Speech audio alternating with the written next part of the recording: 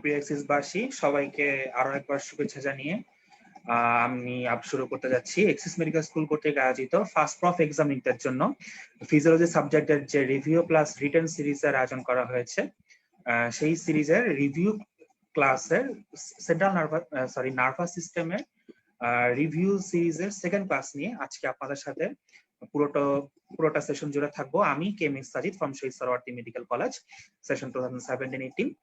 এবং আজকে আমি সেকেন্ড এই ক্লাসটাতে বেশ কিছু কঠিন বলতে পারো, তবে কঠিনের চেয়ে বড় কথা আজকে কনসেপচুয়াল ব্যাপারগুলা অনেক বেশি ডিপ, সেই জিনিসগুলো নিয়ে আলোচনা করবো। মূলত আমার আজকের আলোচনার মূল উপজীব্য হচ্ছে স্পাইনাল কর্ড এবং তার সাথে আমাদের যে ব্রেইনের কিছু অংশ যেমন সেরেবেলাম, তারপর thalamus, hypothalamus, reticular system, basal ganglia, CSF, এই জিনিসগুলোর ফাংশনাল কম্পোনেন্ট এবং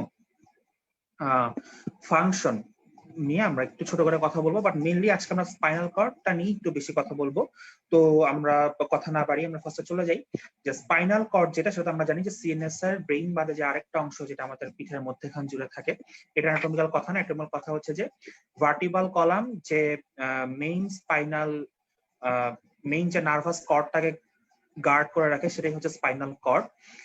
সেটা আমাদের সেন্ট্রাল নার্ভাস সিস্টেমের অন্যতম প্রধান একটা অংশ। এবং আমরা জানি যে ব্রেইনের ক্ষেত্রে সেরেব্রাল কর্টেক্সের ক্ষেত্রে গ্রে ম্যাটার বাইরের দিকে থাকে, হোয়াইট ম্যাটার থাকে ভেতরের দিকে। আর স্পাইনাল কর্ডের ক্ষেত্রে সেটা উল্টা, হোয়াইট ম্যাটার থেকে বাইরের দিকে, গ্রে ম্যাটার থেকে ভেতরের দিকে। তো এগুলো হচ্ছে অ্যানাটমি পড়া। মেইনলি স্পাইনাল কর্ডের ক্ষেত্রে আমি যদি একটু ফার্স্টে বলি এক মিনিট, যে স্পাইনাল কর্ডের যখন ফিজিওলজি যে পড়াগুলো আছে, ফিজিওলজিতে স্পাইনাল কর্ড সংক্রান্ত যে দুইটা কার্ড থাকে, একটা হচ্ছে spinal cord plus descending tract, একটা হচ্ছে অ্যাসেন্ডিং ট্র্যাক, এই দুইটা কার্ড থাকে ফিজিওলজিতে। তো সেই দুইটা কার্ড পড়ার আগে আমি সাজেস্ট করবো যে অবশ্যই তোমরা সেন্ট্রাল নার্ভাস সিস্টেম অ্যানাটমি যে কার্ডটা আছে, অ্যানাটমির যে লাস্ট কার্ডটা, সিএনএস কার্ডটা, সেই কার্ডটা থেকে অবশ্যই তোমরা পড়াশোনা করে তারপরে আসবা। বিশেষ করে স্পাইনাল কর্ডটা তুমি যদি অ্যানাটমির সেন্সটা ভালো করে না জানো, স্নেল এন্ড নিউরো অ্যানাটমি থেকে যে পড়াগুলো পড়তে হয় অ্যানাটমিতে তোমার সিএনএস এর প্রিপারেশন নেওয়ার জন্য, বা তোমরা যেখান থেকে পড়ো না কেন, সবাই তো স্নেলকে বেস করেই পড়াশোনা করে যেখান থেকে তুমি পড়ো না কেন। তো সেই অ্যানাটমির নলেজ গুলো তুমি যদি গেইন না করে আসো, ও তাহলে কিন্তু ফিজিওলজির এই অংশটুকু, আমি এখন যেগুলো নিয়ে কথা বলবো আজকের ক্লাসে, যে টপিকগুলো নিয়ে কথা বলবো, সেগুলো কিন্তু বোঝাটা একটু সমস্যা হয়ে যাবে। তাই ফিজিওলজির এই একটা জায়গায় তোমার হচ্ছে অ্যানাটমিটা না পড়ে এসে কখনো পড়া ধরবা না। যাই হোক, আমি যেহেতু সবাই ফার্স্ট প্রফ পরীক্ষার্থীদের জন্য মেইনলি, তারপরও ফার্স্ট ইয়ারেরও যারা আসো তোমরাও দেখবা, তোমাদেরকেও বলতেছি যে অ্যানাটমিটা আগে থেকে পড়ে নিয়ে তারপরে আসবা। আর ফার্স্ট প্রফ এক্সামিনি তোমরা যারা আসো, তোমরা তো অলরেডি, আমরা তো টার্ম দিয়েই ফেলছি সবাই, তো আমরা তো মোটামুটি জানি অ্যানাটমি দেখে কি আছে, একটা মোটামুটি মাথায় একটা ধারণা আছে। তো সেটা নিয়ে আমি শুরু করবো, ইনশাল্লাহ আমাদের মনে হয়ে যাবে এবং ক্লিয়ার হয়ে যাবে। দেখো, স্পাইনাল কর্ড নিয়ে আমি ফিজিওলজি কথাগুলো আগে বলি। স্পাইনাল কর্ডের অ্যানাটমিটা তো আমরা জানি, স্পাইনাল কর্ড এর থেকে স্পাইনাল নার্ভ 31 পেয়ারস বের হয়, যার মধ্যে থাকে cervical 1 to 7, thoracic 1 to 12, lumber 1 to 5, আর হচ্ছে স্যাক্রাল 1 to 5, আর কক্সিজিয়াল, এই মোট 31 পেয়ারস। তো এছাড়া হচ্ছে তোমার এই 31টাকে বলা হয় স্পাইনাল কর্ডের সেগমেন্ট। তো স্পাইনাল কর্ডে মোট 31টা সেগমেন্ট থাকে, নার্ভাস সেগমেন্ট। তো এইটুকু আমরা মাথায় রাখবো। আর আরেকটা যেটা নলেজ আমরা আগে জানবো, সেটা হচ্ছে নিউক্লিয়াস। নিউক্লিয়াসটা আসলে কি? সেলের মধ্যে যে নিউক্লিয়াস থাকে সেটা তো একটা নিউক্লিয়াস। আর নার্ভাস সিস্টেমের ক্ষেত্রে, পার্টিকুলারলি সেন্ট্রাল নার্ভাস সিস্টেমের ক্ষেত্রে নিউক্লিয়াস ব্যাপারটা বলতে আসলে কি বোঝায়? ব্রেইনে বা স্পাইনাল কর্ডে collection of some nerves, nucleus is a collection of some nerves, যারা কি করে, যারা হচ্ছে আইদার কোনো সেন্স রিসিভ করে প্রসেস করে, অথবা কোনো মোটর অ্যাক্টিভিটি কমান্ড সেন্ড করে এবং কন্ট্রোল করে। দুইটার যে কোনো একটা, এই দুইটা অ্যাক্টিভিটি যে কোনো একটা গ্রুপ অফ সেল মিলে আইদার ব্রেন অথবা স্পাইনাল কর্ডে একটা জায়গায় গুচ্ছবদ্ধ হয়ে একটা পার্টিকুলার জায়গায় কালেক্টেড হয়ে কন্ট্রোল করে, এটা হচ্ছে নিউক্লিয়াস। তো এই মোটামুটি নলেজটা যদি আমার জানা থাকে, তাহলে আমরা ফার্স্টে আরেকটা নলেজ জানবো, সেটা হচ্ছে বেল-মেজেন্ডিস ল। বেল-মেজেন্ডিস লটা অ্যাকচুয়ালি কি?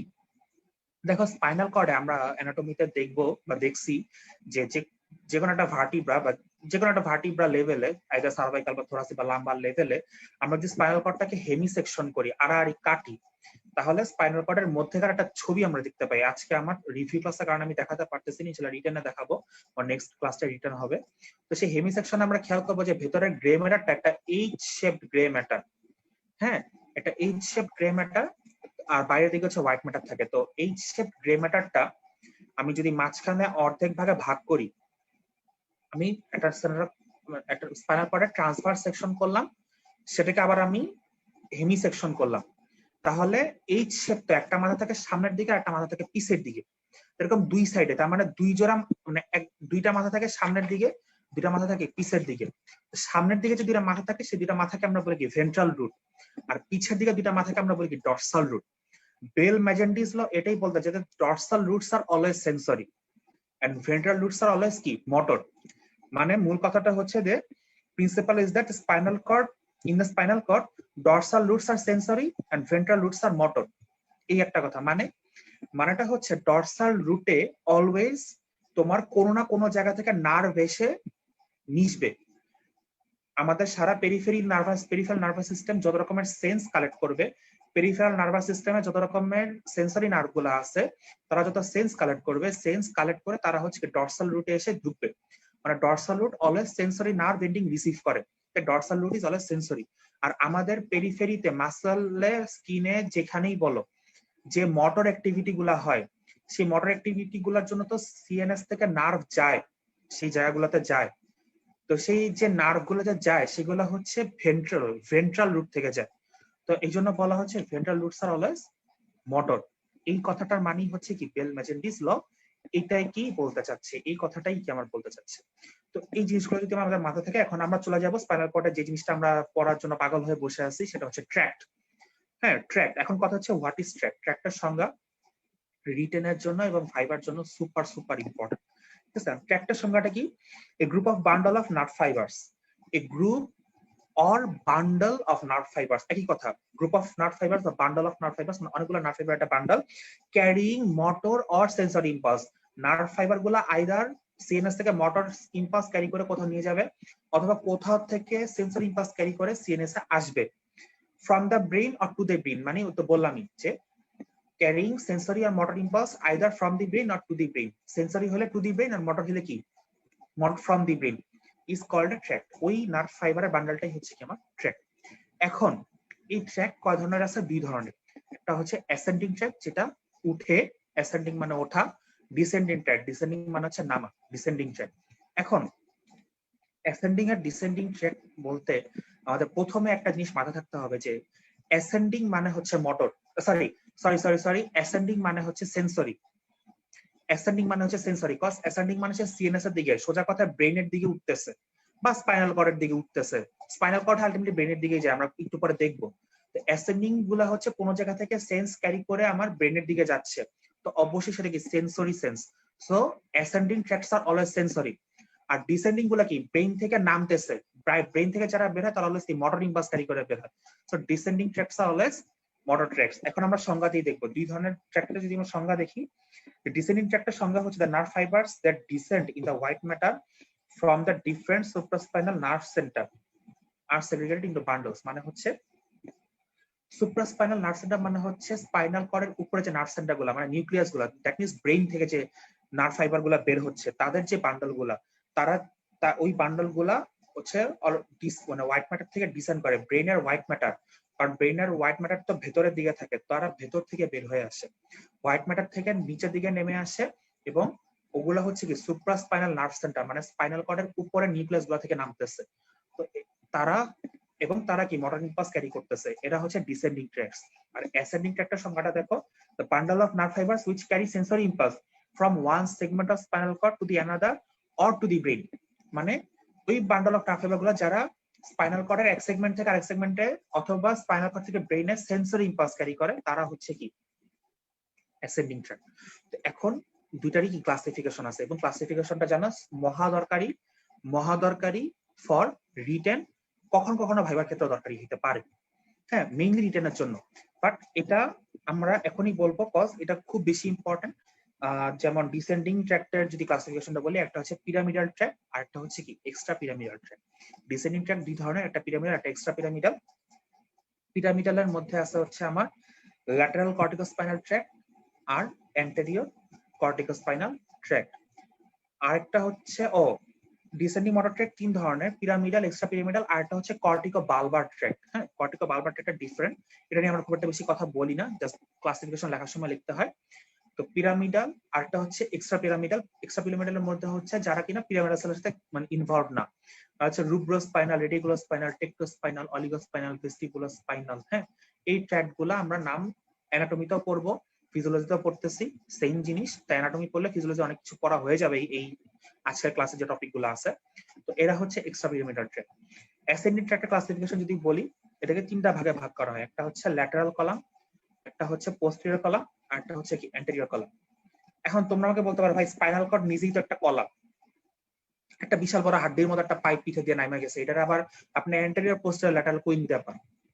হ্যাঁ দেখো, আমার এই হাতটা সাপোজ ধরো, এই হাতটাকে যদি আমি স্পাইনাল কর্ড বলি, হাতটা তো চ্যাপ্টা, স্পাইনাল কর্ডটা তো চ্যাপ্টা না, এবার যদি ধরে নাও আলোচনার সুবিধার্থে যে এটাই হচ্ছে আমার হচ্ছে স্পাইনাল কর্ড, তাহলে দেখো এইটা যদি আমি সিলিন্ডার ধরে নেই, তাহলে দেখো সামনের পার্টটা হচ্ছে কি অ্যান্টেরিয়র কলাম, পিছের পার্টটা হচ্ছে কি পোস্টেরিয়র কলাম, আর দুইটা হচ্ছে ল্যাটারাল কলাম।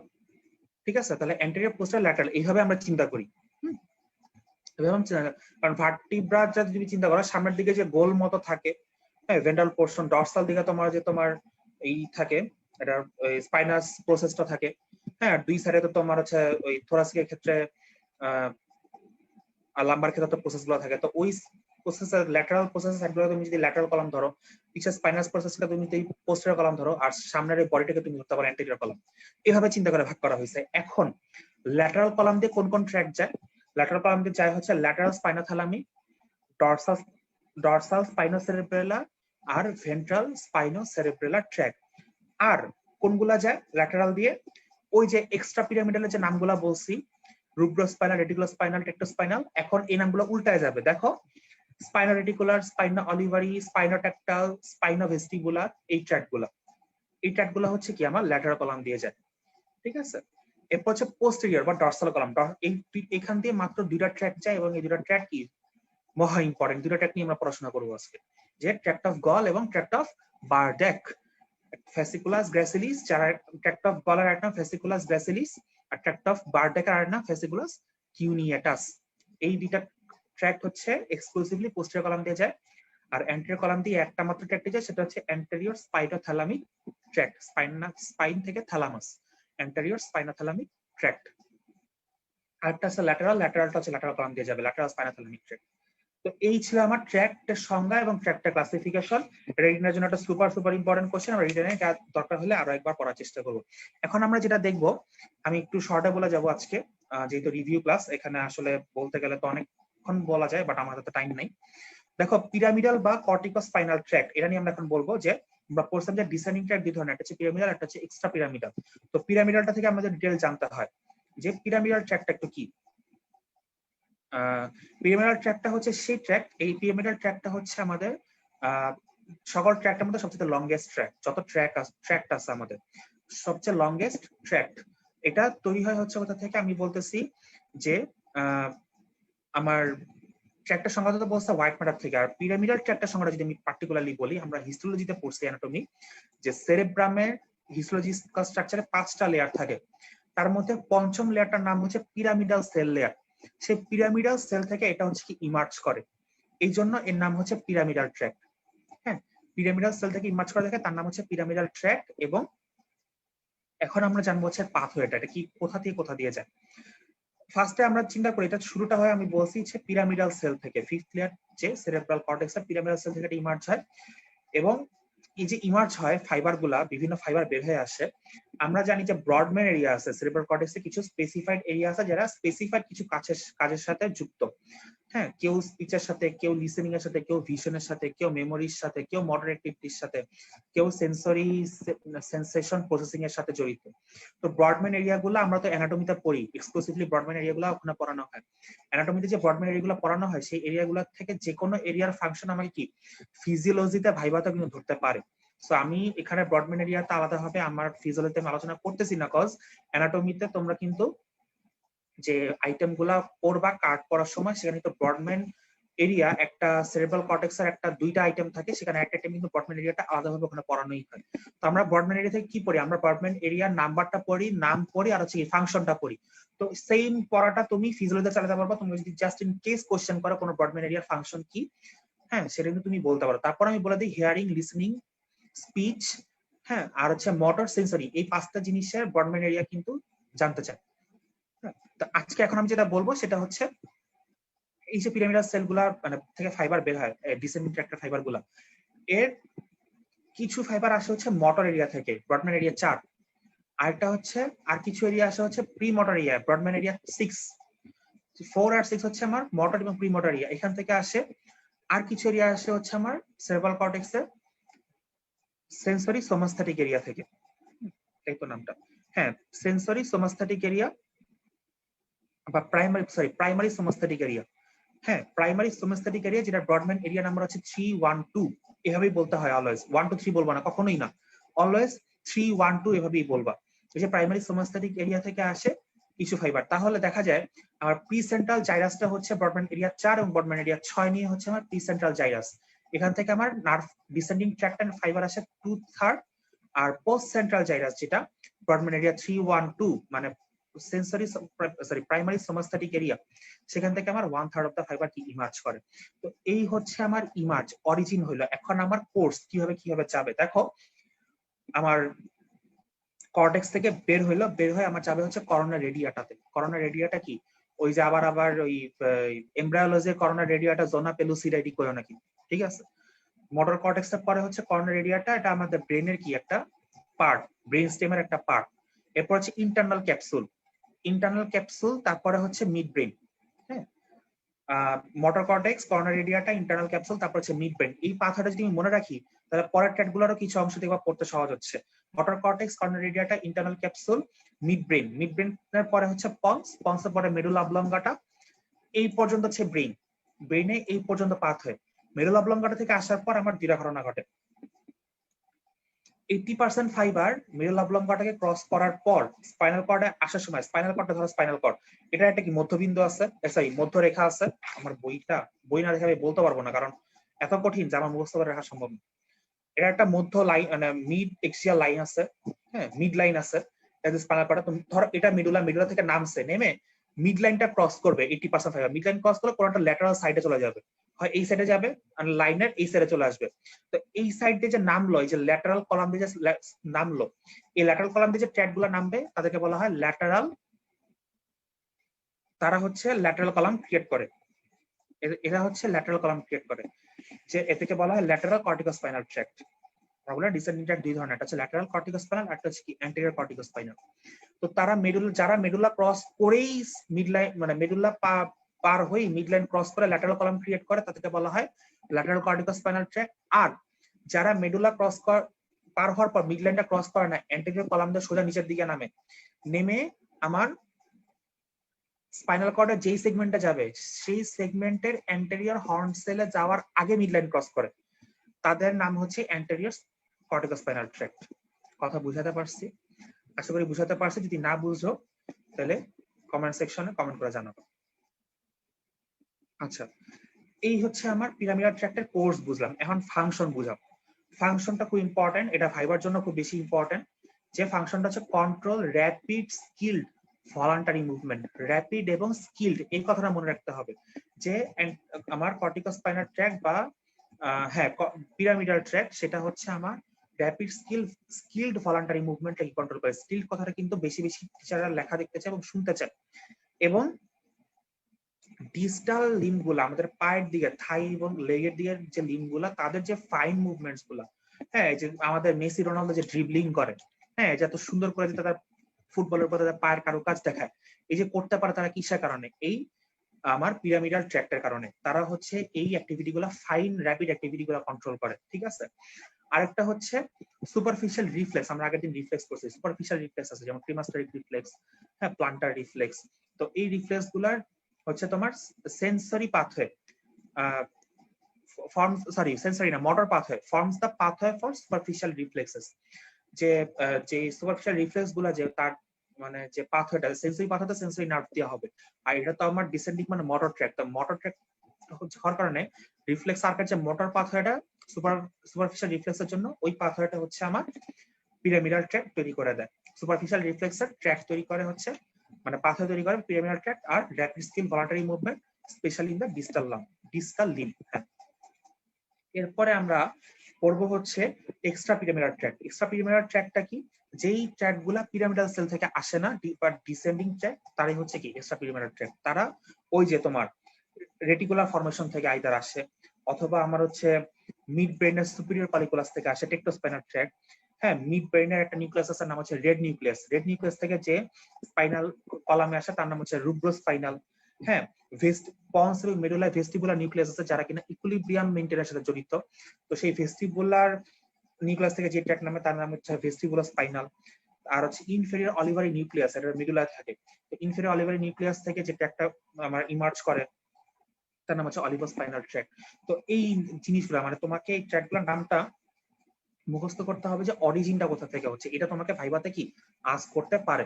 তো এটা হচ্ছে আমরা জানবো। এখন আমরা ফাংশনটা একটু জানি। এক্সট্রা পিরামিডাল ট্র্যাক, আমরা তো পিরামিডাল ট্র্যাকটার ফাংশনটা জানলাম। এক্সট্রা পিরামিডাল ট্র্যাক কি করে যে তোমার এই যে পিরামিডাল ট্র্যাকটার যে অ্যাক্টিভিটি তার ব্যাকবোন হিসেবে কাজ করে। পিরামিডাল ট্র্যাকটার অ্যাক্টিভিটিকে সাপোর্ট করে, তার ব্যাকবোন হিসেবে কাজ করে। আর ক্রস সিনার্জিস্টিক মুভমেন্ট, আমরা তো পিরামিডাল ট্র্যাকটা পড়লাম যে র্যাপিড স্কিলড ভলান্টারি, আর এটা হচ্ছে gross synergistic movements of muscle, মানে মাসলের বড় বড় যে মুভমেন্ট গুলা হয়, ফ্লেক্সন, এক্সটেনশন, হ্যাঁ, অ্যাডাকশন, অ্যাডাকশন, এই বড় বড় মুভমেন্ট গুলার রিদম এবং অ্যামাউন্ট, রেট অফ ফায়ারিং, এই কন্ট্রোল গুলো করে হচ্ছে কি আমার এক্সট্রা পিরামিডাল ট্র্যাক। রিফ্লেক্স অ্যাক্টিভিটির উপর তার কিছু কন্ট্রোল থাকে। এছাড়াও আর কি করে সে?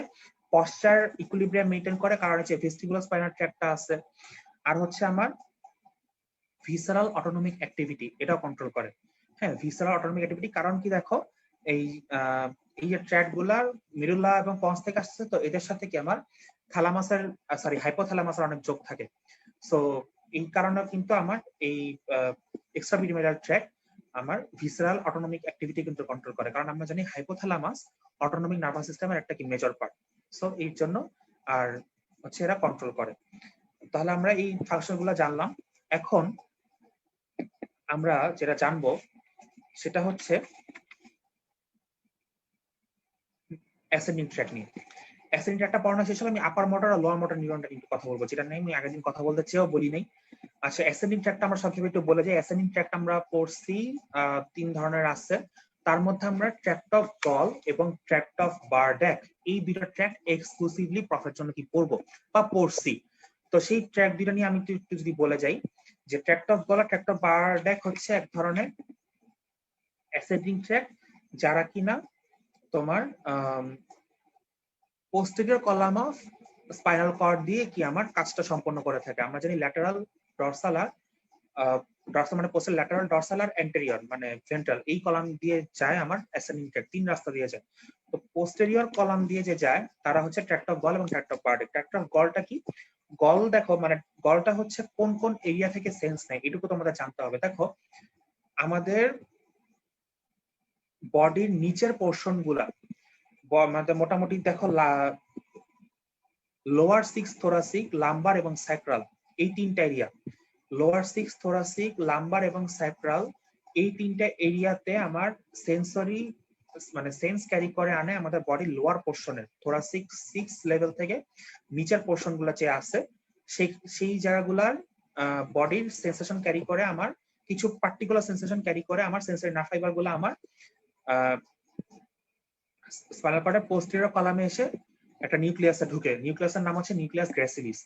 তো এই নিউক্লিয়াস গুলা থেকে আলটিমেটলি পরে যে ফাইবার গুলা ইমার্জ করে, সেই ফাইবার গুলা বান্ডেলকে আমরা বলি ট্র্যাক্ট অফ গল। আর আপার 6 থোরাসিক আর হচ্ছে সার্ভাইকাল, এটা হচ্ছে বডির আপার রিজিয়নটা থেকে আমার কিছু পার্টিকুলার সেন্স ক্যারি করে। সেই সেন্স ক্যারি করে ওরা যে ট্র্যাক্টটা ফর্ম করে তার নাম হচ্ছে ট্র্যাক্ট অফ বারড্যাক। এখন আমার কথা হচ্ছে এই যে ট্র্যাক্ট, এই ট্র্যাক্টটা একটা পাথওয়ে আছে। পাথওয়েটা কি আমার রিটার্নের জন্য খুব দরকার। রিটার্নে আসে এবং মাঝে মাঝে ভাইবাতে জিজ্ঞাসা করে ফেললে করতে পারে, বলার কিছু নাই। এখন এই পাথওয়েটা আমরা জানবো কিভাবে হয়। এই যে বললাম যে এখান থেকে সেন্স ক্যারি করে, ওখান থেকে সেন্স ক্যারি করে কিভাবে যায়। দেখো যেখান থেকে ক্যারি করুক না কেন, ক্যারি করে ফার্স্টে সেই যেই নার্ভটা ক্যারি করে আমার স্পাইনাল কর্ড পর্যন্ত আসে তাকে বলা হয় কি ফার্স্ট অর্ডার নিউরন। যেই নার্ভগুলো আমার সেন্স ক্যারি করে স্পাইনাল কর্ড পর্যন্ত আসে আমরা জানি তাকে বলা হয় ফার্স্ট অর্ডার নিউরন। এবং কোথায় আসে আমরা জানি, বেল-মেজেন্ডিস ল বলতেছে সেন্স ক্যারি করে অবশ্যই তারা স্পাইনাল কর্ডের ডরসাল রুট গ্যাংলিয়াতে ঢুকবে। এবং আমরা যদি স্পাইনাল কর্ডের হেমিসেকশনটা দেখি অ্যাজ এ হোল, মানে ট্রান্সফার সেকশনটা দেখি, আমরা দেখবো যে ডরসাল রুট গ্যাংলিয়ার মধ্যে কি আমার tract of Goll, tract of বার্ডেকের সেই নিউক্লিয়াস গ্র্যাসিলিস এবং ফ্যাসিকুলাস গ্র্যাসিলিস এবং হ্যাঁ নিউক্লিয়াস কিউনিয়াটাস এরা কিন্তু ওখানেই বসে আছে, ডরসাল রুটের মধ্যেই বসে আছে। তো সেখানে আমার সেন্সরি নার্ভগুলা, সেন্স অ্যাকশন গুলা সেন্স ক্যারি করে আমার ডরসাল রুটে ঢুকলো, স্পাইনাল কর্ডে ঢুকে গেল। ঢুকে যাওয়ার পরে কি হবে, এখান থেকে আমার কিছু নার্ভ ইমার্জ করবে। এখান থেকে যে নার্ভ ইমার্জ করবে, ধরো আমার ডান সাইড থেকে আসলো, ডান সাইড থেকে নার্ভ ক্যারি করে এসে আমার ডান স্পাইনাল কর্ডে যেখানে গেল, আইদার লোয়ার থোরাসিক বা আপার থোরাসিক, লাম্বার, স্যাক্রাল, সেই ডান সাইডে ডরসাল গ্যাংলিয়াতে ঢুকবে।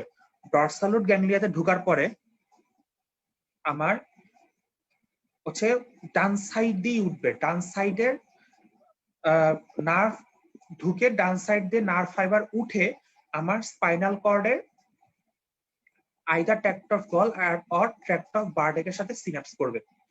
কথা বুঝাতে পারছে কিনা? নার্ভ ফাইবার আমার স্পাইনাল কর্ডে এসে এন্টার করলো, স্পাইনাল কর্ডে এন্টার করার পরই আমার কি ট্র্যাক্টের সাথে আমার মানে নিউক্লিয়াস এর সাথে জোড়া লাগে না, কিছুক্ষণ কি আমার ডান সাইড দিয়ে আসলে স্পাইনাল কর্ডের ডান সাইড দিয়ে আমার নার্ভ ফাইবারটা স্পাইনাল কর্ডে ঢোকার পরে উঠবে, উঠে যেখানে যাওয়ার, যদি আমার T10 বা T5 যেতে হয় সেই T5 পর্যন্ত সেগে যাবে। এমন না যে আমার ধরো সাপোজ আমার হাত থেকে সেন্স আসতেছে, সেন্সটা আমার ধরো হাতটা আমার T3 লেভেলে, কিন্তু আমার সেন্সটাকে যেতে হবে T5 এ, কারণ নার্ভটা ওখান থেকে আসছে, নার্ভের উৎসটা, মোটর নার্ভের উৎসটা T5।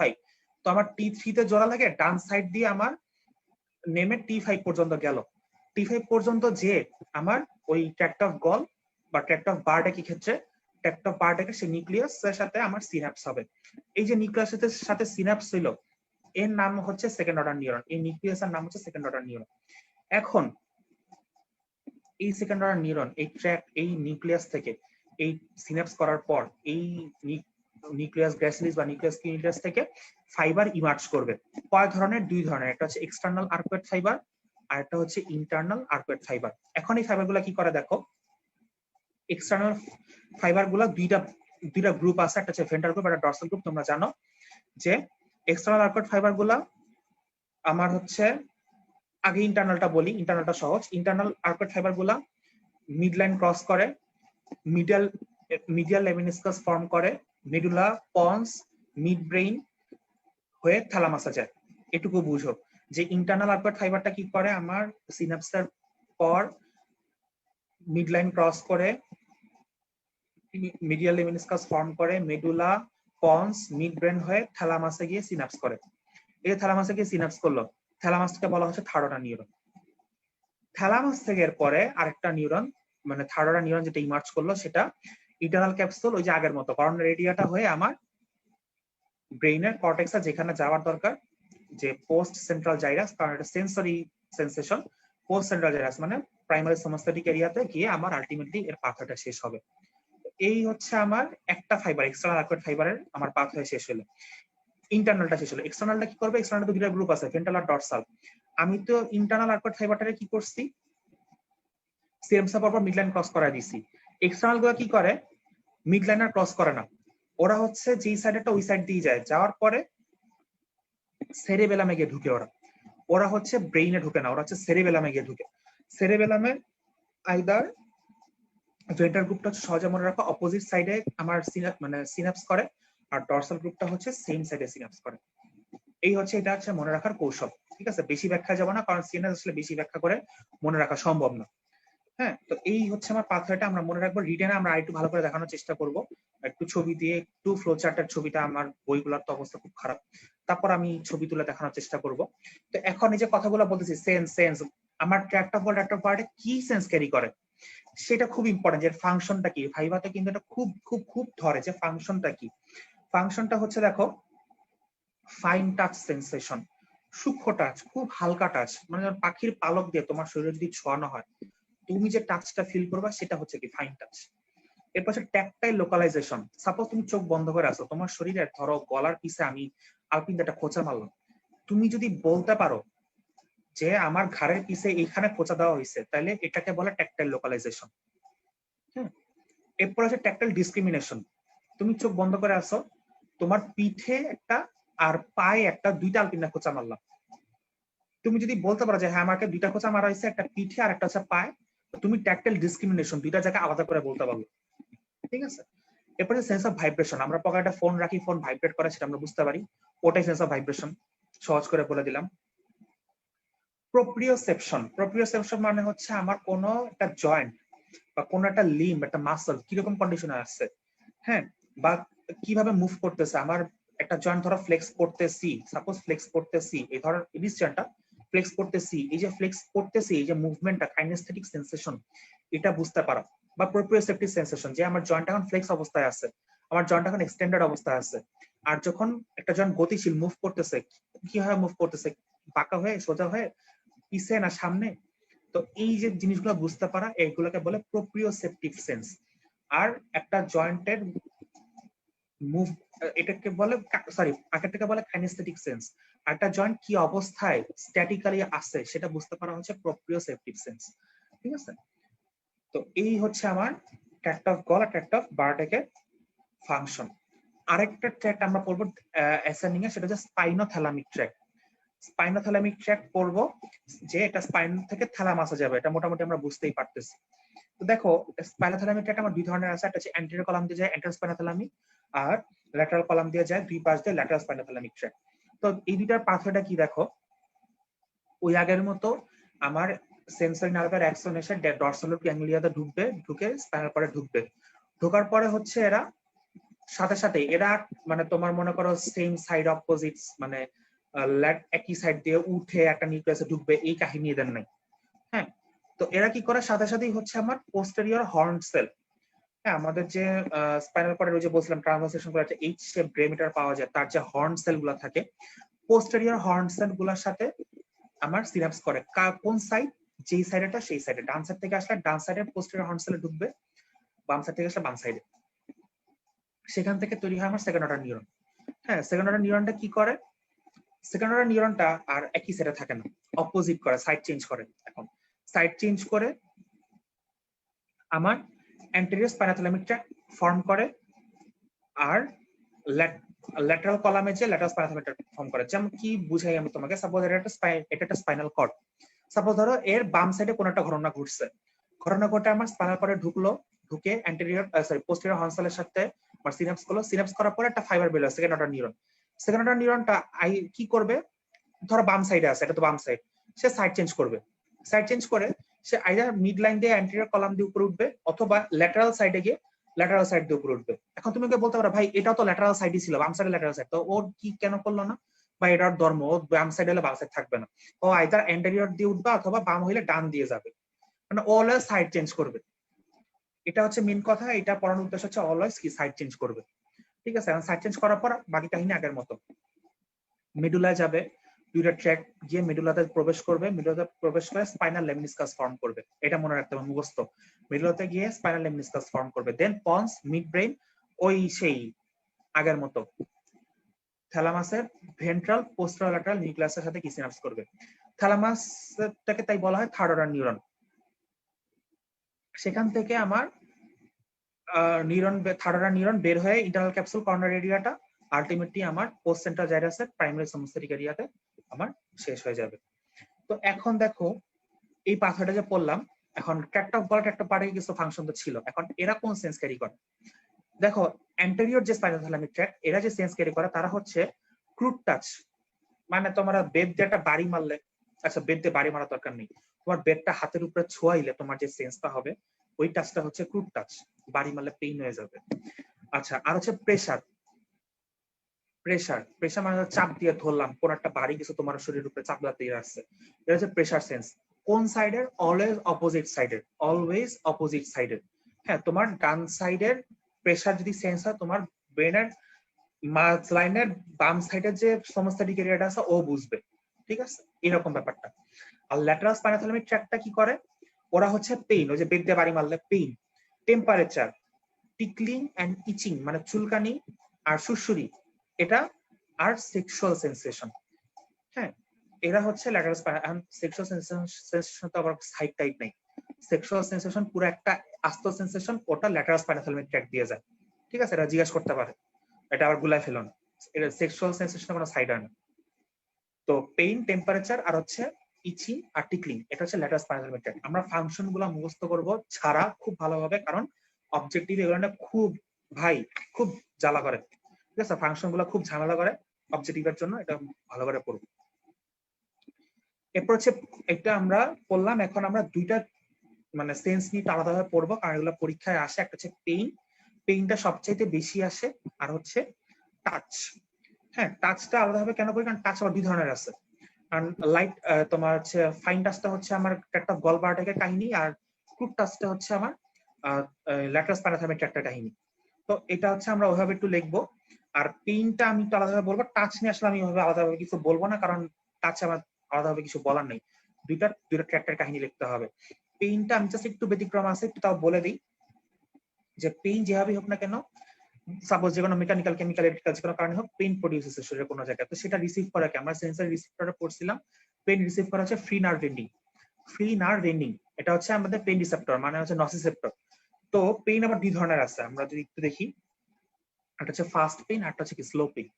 হ্যাঁ, তোমাকে এই পাথরটি আলাদা কথাটা লিখতে হয় যে fast pain are carried by A delta fibre, slow pain are carried by C fibre.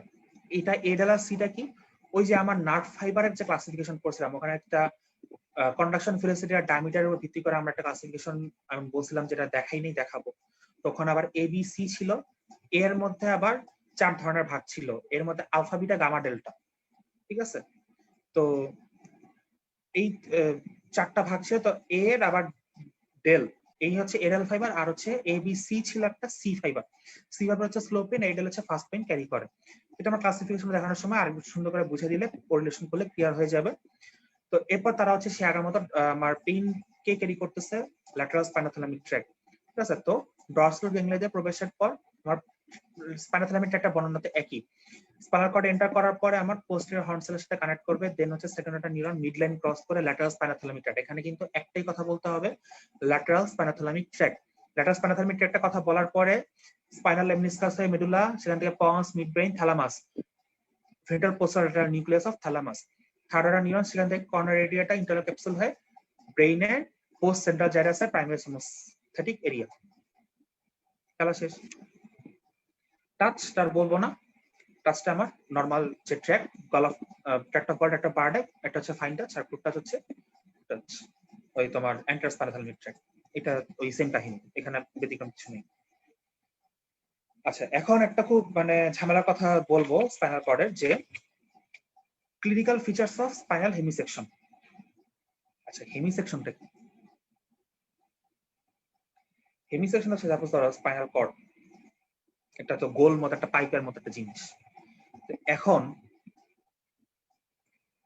এর সেরিব্রাল হেমিস্ফিয়ার বুঝো না তোমরা, পুরো একটা সেরেব্রাল কর্টেক্স, তার এক একটা ভাগ হচ্ছে কি সেরেব্রাল হেমিস্ফিয়ার। তো স্পাইনাল কর্ডটারও কি, আমরা যদি মানে মিড লাইন চিন্তা করি, সাপোজ ধরো একটা স্পাইনাল কর্ড উপর থেকে দেখতেছি, একটা মিড লাইন আছে, একটা কি মিড লাইন আছে। তো মিড লাইনের বরাবর যদি আমি এভাবে কাটি, একটা সাইড পড়ে যাবে না?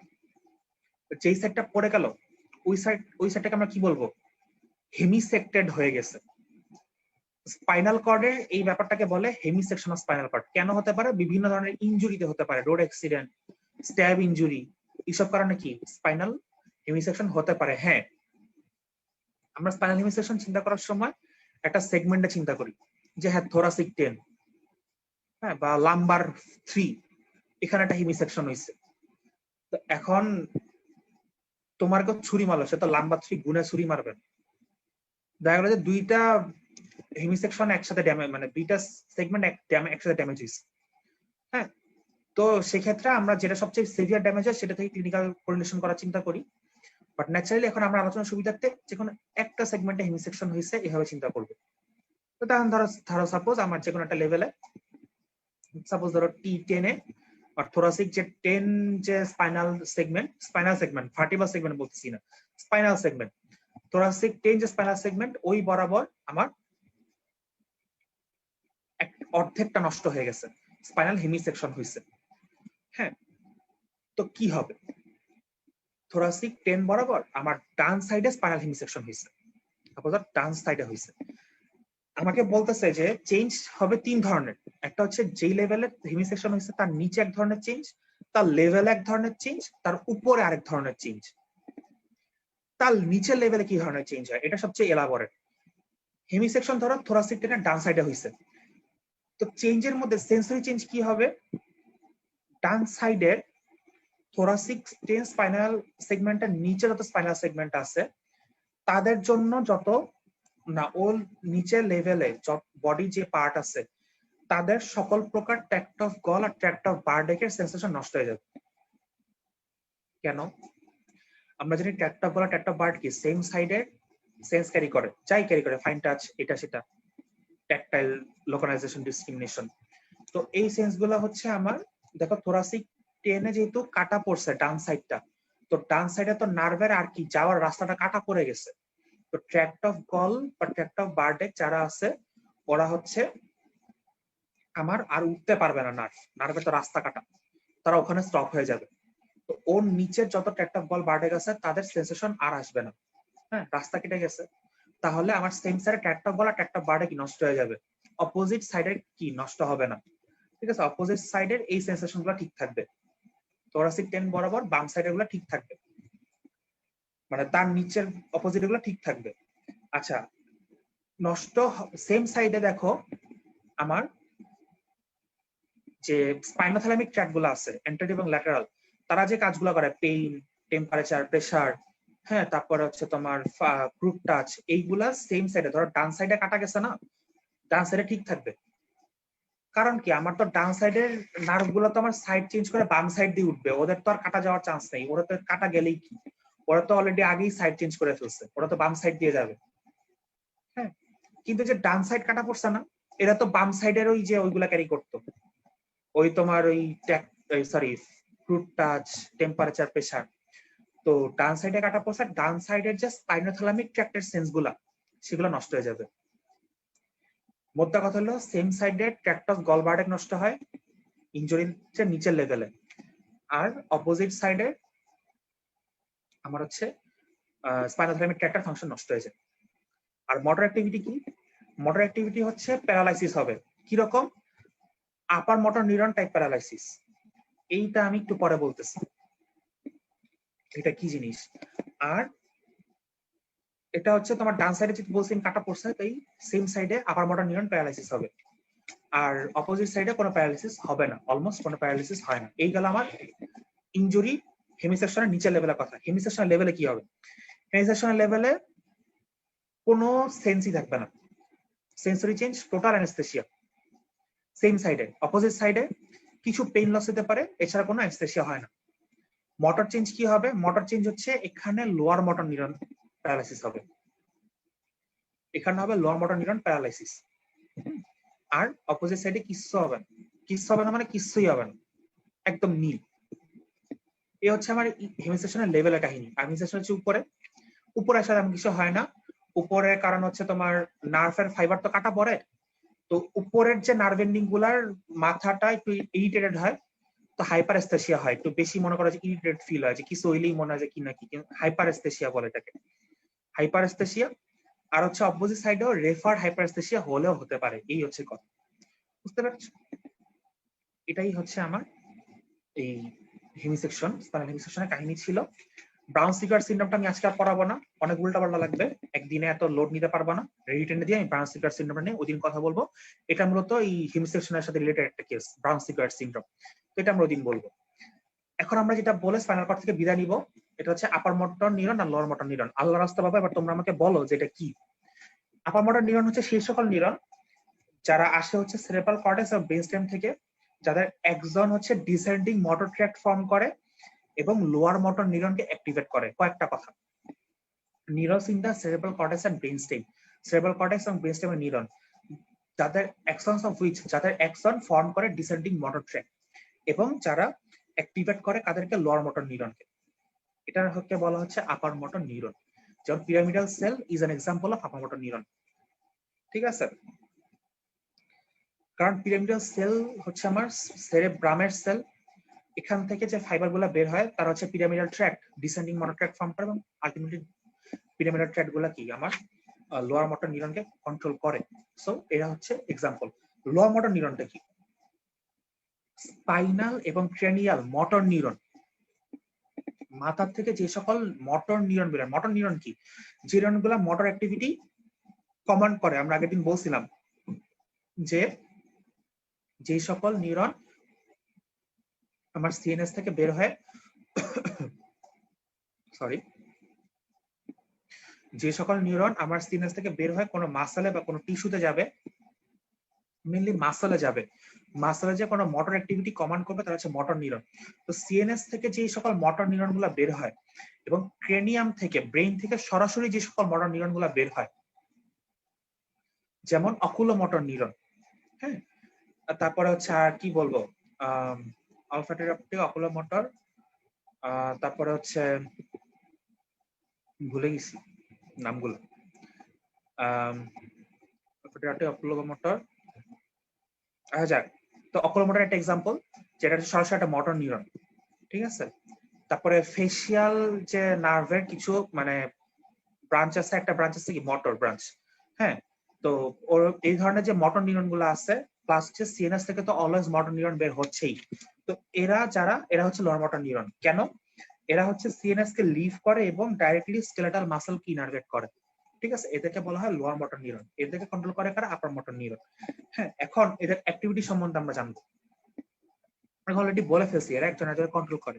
অ্যাক্টিভিটিটা কিভাবে জানবো? আমরা ডিফারেন্সের মাধ্যমে জানি যে তোমার আপার মোটর নিউরন আর লোয়ার মোটর নিউরন যদি আমার আইতা সাপোজ ধরো ধ্বংস হইছে, একটা ধ্বংস হইলে কি ইফেক্ট পড়তে পারে, কোনটা ধ্বংস হলে কি ইফেক্ট পড়তে পারে? দেখো, সাপোজ ধরো আপার মোটর নিউরন গুলা কোনগুলো আমরা চিনছি, এখন ধরো ওদের যদি মানে যে কোনো কারণে হোক প্যারালাইসিস হয়, এই নিউরন গুলা প্যারালাইসিস হয়েছে, তাহলে আপার মোটর নিউরন হইলে প্যারালাইসিসটা হবে হচ্ছে স্প্যাস্টিক প্যারালাইসিস, আর লোয়ার মোটরে হবে হচ্ছে ফ্ল্যাসিড প্যারালাইসিস।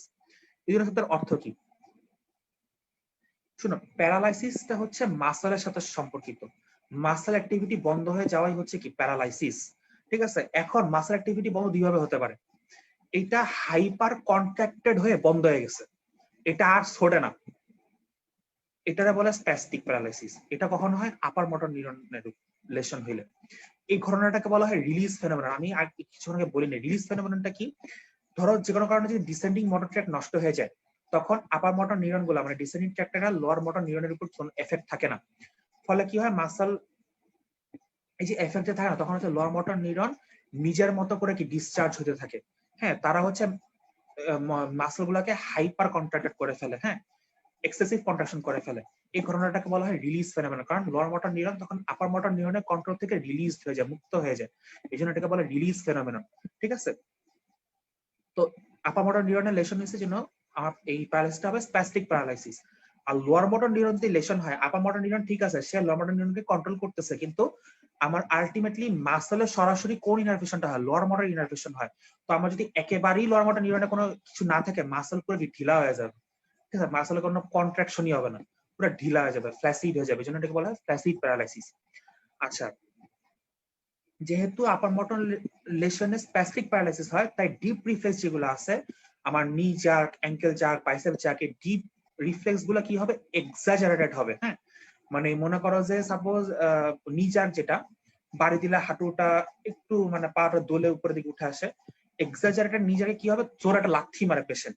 হ্যাঁ, মানে হ্যামার মারার সাথে সাথে এত জোরে সামনের দিকে লাথি মারে, আচ্ছা ডাক্তারও উড়ে যায় লাথির চোটে। হ্যাঁ, তো এটা হচ্ছে এক্সাজারেটেড আমার হবে ডিপ রিফ্লেক্স গুলা। আর লোয়ার মোটর নিউরনে কি হবে? জাস্ট উল্টাটা, আর নড়েই না। ঠিক আছে, একেবারে মনে করো যে ডিমিনিশড বা লো। আচ্ছা, সুপারফিশিয়াল রিফ্লেক্স গুলা কি হবে? সুপারফিশিয়াল রিফ্লেক্স এর হচ্ছে উল্টা অ্যাকসেন্ট। আর লোয়ার মোটর নিউরনে প্রেজেন্ট হবে কিছুক্ষণ পর পর, মানে একটা হঠাৎ দেখা গেল আছে, কিছুক্ষণ নাই আবার আসবে সুপারফিশিয়াল রিফ্লেক্স গুলো, এরকম অ্যাবনর্মাল থাকবে। ঠিক আছে, আমি এখন ডিফারেন্স পড়াচ্ছি, কিন্তু ডিফারেন্স আমার কোশ্চেন এখানে ডিফারেন্সটাই বেশি বেশি আসে। মাসল টোন কি হবে? মাসল টোন অবশ্যই যেহেতু স্পাস্টিক প্যারালাইসিস মানে মাসল হাইপার কন্ট্রাক্টেড হয়েছে, মাসল টোন অনেক বেড়ে যায়। আর লোয়ার মোটর নিউরনে মাসল টোন কি অনেক কমে যায়, একেবারেই মনে করো যে ডিক্রিজ, ঠিক আছে।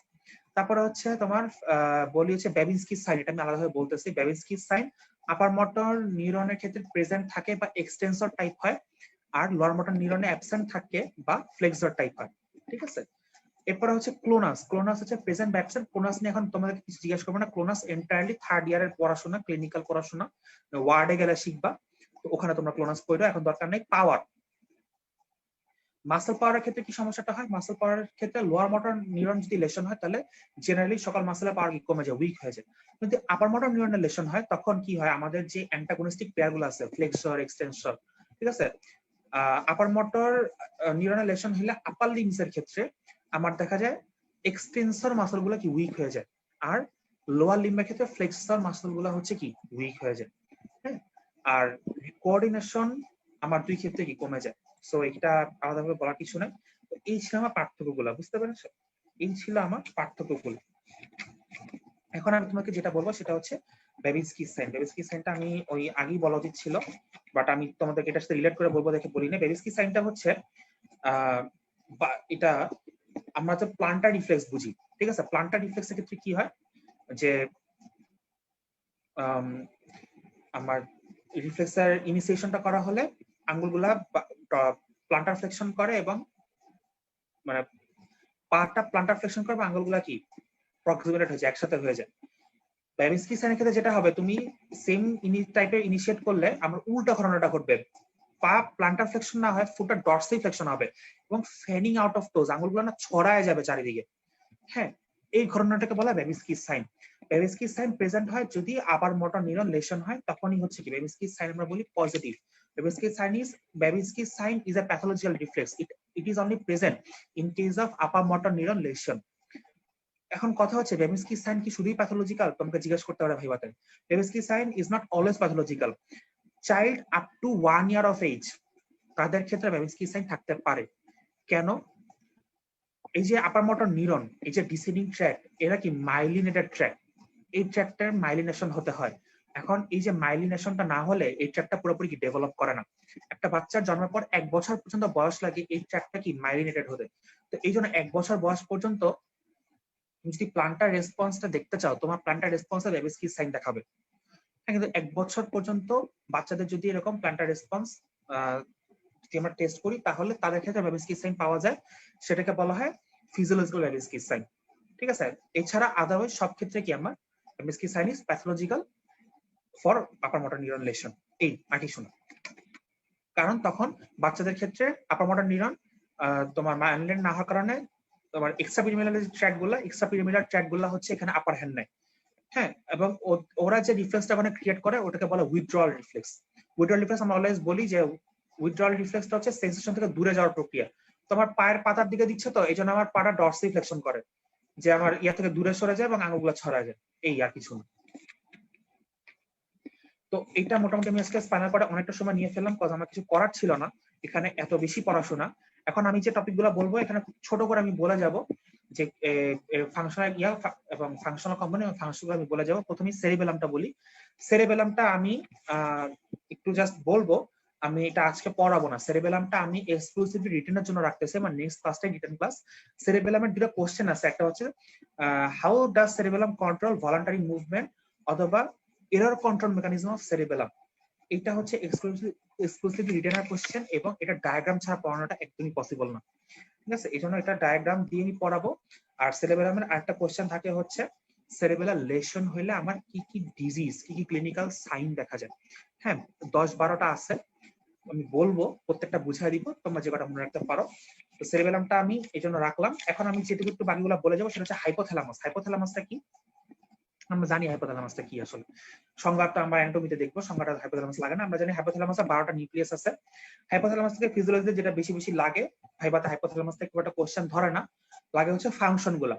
ফাংশন গুলো আমি যদি ছোট করে বলি, অটোনমিক কন্ট্রোল। আমার হাইপোথ্যালামাস হচ্ছে টোটাল অটোনমিক নার্ভাস সিস্টেমের একটা কন্ট্রোল সেন্টার। যদি বলো কে, এটা হচ্ছে হাইপোথ্যালামাস। কিরকম? তোমার হাইপোথ্যালামাসে যে প্রিঅপটিক এবং অ্যান্টেরিয়র নিউক্লিয়াই আছে, 12টা নিউক্লিয়াস। তো প্রিঅপটিক এবং অ্যান্টেরিয়র নিউক্লিয়াস এই দুইটা নিউক্লিয়াস হচ্ছে আমার প্যারাসিম্পথেটিক রেসপন্সের বস, মানে ওরা এই প্যারাসিম্পথেটিক স্টিমুলেশনটাকে কন্ট্রোল করে। আর পোস্টেরিয়র এবং ল্যাটারাল নিউক্লিয়াস যেটা হচ্ছে আমার সিম্প্যাথেটিক সেন্সেশন, সিম্প্যাথেটিক রেসপন্স গুলাকে আমার কি অবজার্ভ করে, ওভারভিউ করে। ঠিক আছে, এন্ডোক্রাইন কন্ট্রোল এন্ডোক্রাইন কন্ট্রোল কিভাবে করে? অ্যান্টেরিয়র পিটুইটারি যে সিক্রেশন গুলো হয় আমাদের, সেই অ্যান্টেরিয়র পিটুইটারি সিক্রেশন গুলোকে চেক দিয়ে রাখে হচ্ছে হাইপোথ্যালামাস।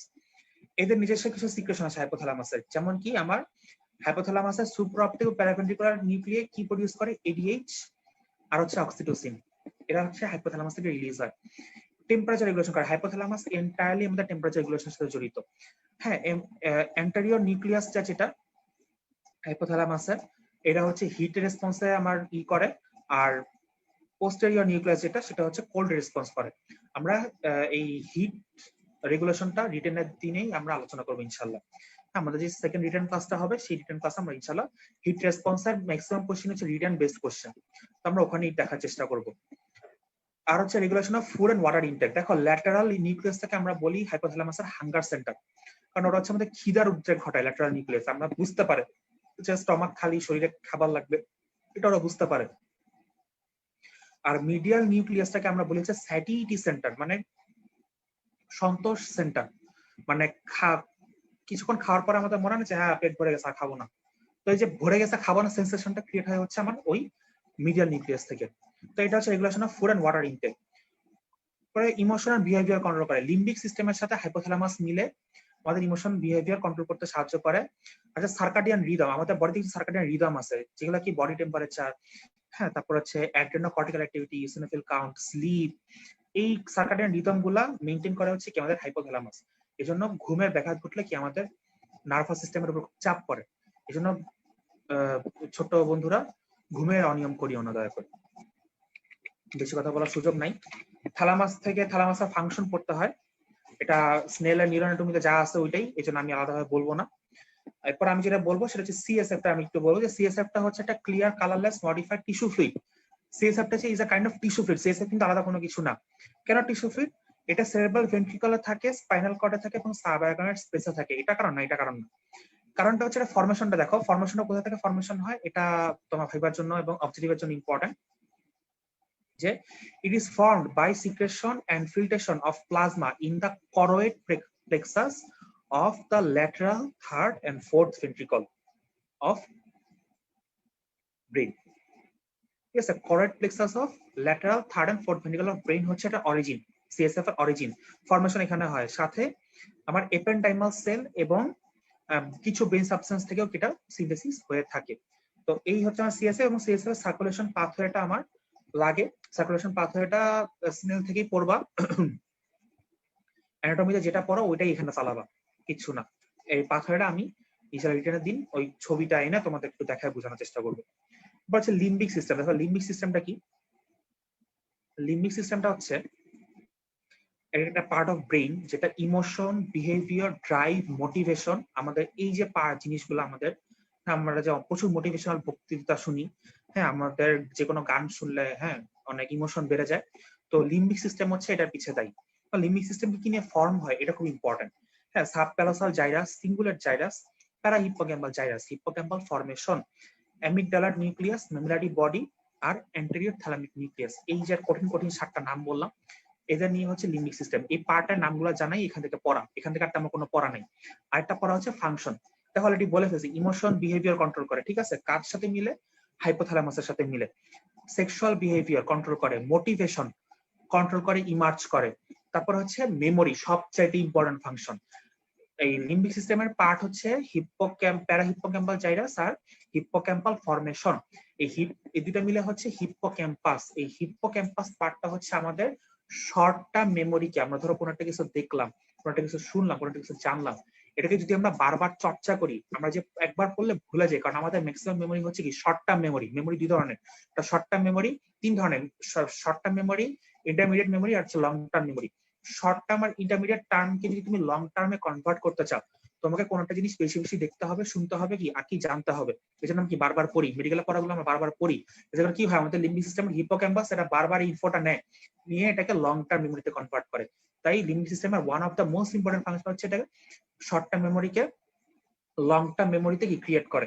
এটুকু কি আমাদের খুব ইম্পর্টেন্ট একটা ফাংশন। আর হচ্ছে আমাদের যে সকল হোমিওস্ট্যাটিক রেসপন্স আছে, আমরা বিভিন্ন এনভায়রনমেন্টাল স্টিমুলির জন্য আমরা কি বিভিন্ন ধরনের হোমিওস্ট্যাটিক রেসপন্স ক্রিয়েট করি আমাদের বডিতে।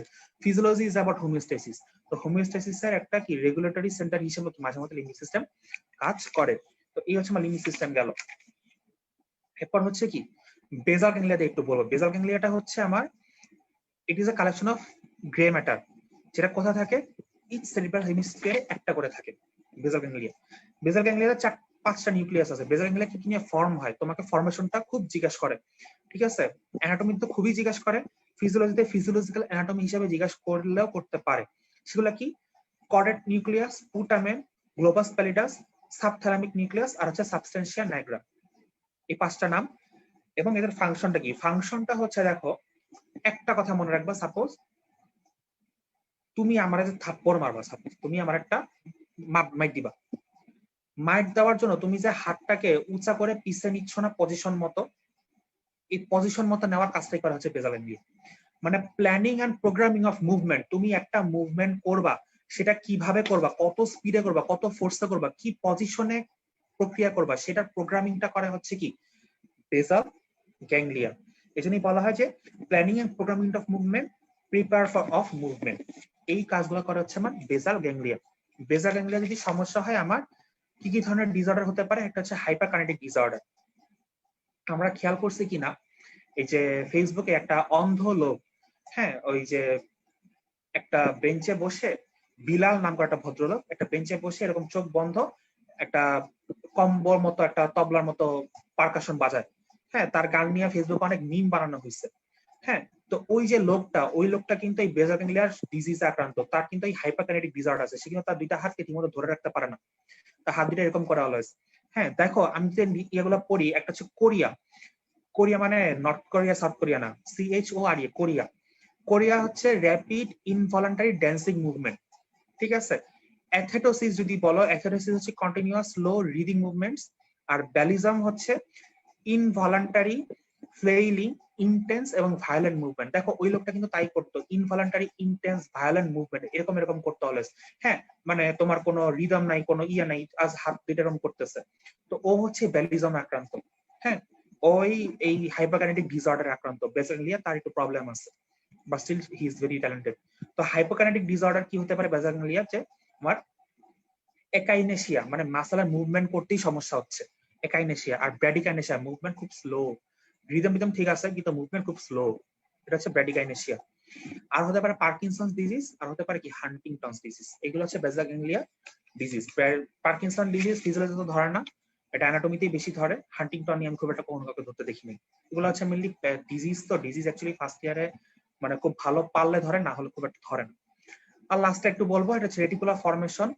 রেটিকুলার ফরমেশনটা আমি একটু ছোট করে বলি, যে এটার আসলে এটা একটা kind of neural network between nerve cell এবং ফাইবার, যেটা কিনা স্পাইনাল কর্ড থেকে medulla, pons, mid brain, subthalamus, hypothalamus হয়ে সেরিব্রাম পর্যন্ত একটা নিউরাল নেটওয়ার্ক, ঠিক আছে। এটা একটা মানে সবকিছু থেকে আলাদা একটা নিউরাল নেটওয়ার্ক, রেটিকুলার ফরমেশন, ঠিক আছে। তো এদের যে ফাংশন গুলো মাঝে মধ্যে ধরতে পারে, খুব একটা ইম্পর্টেন্ট না। যে দেখো কন্ট্রোল অফ স্কেলেটাল মাসল, তারপর হচ্ছে control of somatic and visceral sensation, মানে যে বিভিন্ন ধরনের সেন্স গুলো পাই সেগুলোর উপর একটা ওভারঅল একটা ইফেক্ট রাখে। অটোনমিক নার্ভাস সিস্টেমের উপর তার কিছু কন্ট্রোল আছে। এন্ডোক্রাইন নার্ভাস সিস্টেম, যেটা মানে আমাদের যে হরমোন রিলিজ হওয়ার জন্য এক ধরনের নার্ভাস সিস্টেম আছে, যে কি ধরনের ঘাটতি বাড়তি সেটা বুঝে হরমোন রিলিজ করানোর জন্য আমার নার্ভাস সিস্টেম একটা পার্ট কাজ করে। তারপর হচ্ছে বায়োলজিক্যাল ক্লক। হ্যাঁ এই যে তোমার ধরো তুমি যে রেগুলার খাওয়া দাওয়া করো, দেখবা তুমি যদি দুপুর 1:30টার দিকে খাও, তোমার 1 সপ্তাহ প্র্যাকটিস করা দেখা যাবে তোমার প্রতিদিনই দুপুর 1:30টার দিকে খিদা লাগতেছে। হ্যাঁ 1:30-1:45 দিকে তোমার খিদা লাগতেছে। তারপর তুমি যদি রেগুলার ঘুমের অভ্যাস করো, তোমার তুমি যদি সাপোজ তুমি প্রতিদিন রাত 1টায় ঘুমাও বা রাত 12টায় ঘুমাও, তো তোমার দেখা যাচ্ছে রাত 12টা পার হয়ে গেলে 12টা বাজলে তোমার ঘুম ঘুম ভাব লাগতেছে। তো এটাকে বলে বায়োলজিক্যাল ক্লক। তো এই বায়োলজিক্যাল ক্লকটা হচ্ছে রেটিকুলার ফরমেশন মেইনটেইন করে, ঠিক আছে। আর হচ্ছে হ্যাঁ এই ফাংশনগুলো মেইনটেইন করে। তো বায়োলজিক্যাল ক্লকটা খুব ইম্পর্টেন্ট এই কারণে যে তুমি যদি রেগুলার না খাও, রেগুলার না ঘুমাও, টাইম মতো না করো কাজগুলা, দেন হচ্ছে যে আমাদের নার্ভাস সিস্টেম কি কোনো কিছু রেগুলেট করতে পারে না, ফলে কি আমাদের টোটাল ফাংশনে কিন্তু কি অনেকগুলো প্রবলেম দেখা দেয়। হ্যাঁ মেন্টাল ডিস্ট্রেস হয়, কার রেগুলেটরি না হলে আমাদের গ্যাস্ট্রিক ডিস্টারবেন্স দেখা দেয়। তো এই ফাংশন গুলো আর কি হয়। তো এই ছিল মোটামুটি ভাবে আমার আজকের ক্লাসে পড়াগুলো। আমরা মিলি স্পাইনাল কর্ডটা একটু ডিটেইলে পড়লাম। লাস্টে আমরা যে জিনিসগুলো বললাম cerebellum, reticular formation, hypothalamus, CSF, এগুলা মেইনলি কি স্ট্রাকচারাল ব্যাপার। তো স্ট্রাকচারাল ব্যাপারগুলো কি অ্যানাটমিতে, এই জিনিসগুলো মানে স্ট্রাকচারাল বিষয়গুলো কি অ্যানাটমিতে বেশি জিজ্ঞেস করে, যে কি দিয়ে তৈরি, কয়টা পার্ট, কি রকম। হ্যাঁ, আর যে ফাংশন গুলো আমি বললাম, ফিজিওলজি যদি সব জায়গা থেকে প্রশ্ন ধরে বা লিখতে রিটার্নে আসে, মেইনলি ফাংশন গুলো লিখতে আসবে। সো ফিজিওলজিতে যে আমরা যে সেরিবেলাম, তারপরে এই যে এই বাকি যে পার্ট গুলা, রেটিকুলার ফর্মেশন, তারপর হচ্ছে বেসাল গ্যাংলিয়া, এদের ফাংশন গুলা কি, তারপর লিম্বিক সিস্টেম, এদের ফাংশন গুলা কি আমরা বেশি বেশি করে যাব। মেইনলি ফাংশন গুলো কি আমরা বেশি বেশি এখানে ধরে। তো এই হচ্ছে আমার কথা, এগুলাই আমরা দেখার চেষ্টা করব। তো আজকে রিভিউ সেশনটা একটু অনেক বেশি ইনফো দিয়ে রিভিউ সেশন করে ফেললাম আমি একটা। তো সবাইকে অনেক ধন্যবাদ এতক্ষণ ধৈর্য ধরে এতগুলো কথা শোনার জন্য। তারপরেও তোমাদের যদি কারোর কোনো কনসেপ্টে কোন রকম অসুবিধা থাকে, আমি আজকে যা যা কিছু বললাম, বা যদি মনে হয় যে না এটা আমি বলিনি, এটা আমার থেকে তোমাদের একটু শুনতে হবে, বা এটা আমি একটু বলতাম তাহলে ভালো হতো, অবশ্যই আমাকে বলবা। আমি কমেন্ট সেকশন থেকে জেনে সেই জিনিসটা রেডি করে তোমাদেরকে বলার চেষ্টা করব, যে কোনো সেশনে বা কমেন্ট সেকশনে। তো ধন্যবাদ সবাইকে, সবাই ভালো থাকো, সুস্থ থাকো, এবং নিজে ভালো থাকো, অন্যকে ভালো রাখো, স্বাস্থ্যবিধি মেনে চলো। সবাইকে অনেক ধন্যবাদ জানিয়ে আমার সেশন আছে এখানে শেষ করছি। আমার নেক্সট একটা রিটার্ন সেশন হবে। সবাইকে সেটা দেখার আমন্ত্রণ জানিয়ে আজকে বিদায় নিচ্ছি আমি, কেএমএস সাজিদ, তোমাদের কাছ থেকে।